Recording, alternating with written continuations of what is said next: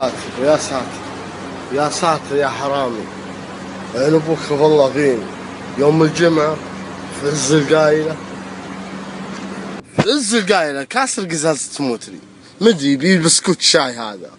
عين ابوك في احد يسرق الظهر، خلها في الليل. المشكلة يا حرامي حلال عليك الفلوس، لكن رتب البطايق يا اخي، وبسكوت الشاي تراك ما خذيته. والله العظيم حرام عليك يا حرامي، والله حرام. طيب اكسر المثلث اللي على اليمين، هنا الحرارة جاية على الباي. اذني ما اجلت الحرامي، والله العظيم في جوالين. يعني ابوك افتح الدرج ذا خذن عاد حق تحملني، ايش بالفكرة من حملني؟ ما في شباب لا حد يدي عليه ولا شيء، ايش ممكن، انا راعي الحلال. فنشط على امي تقول لا تبلغ عليه ولا تدري، ما سرق في عز القايلة لانه محتاج.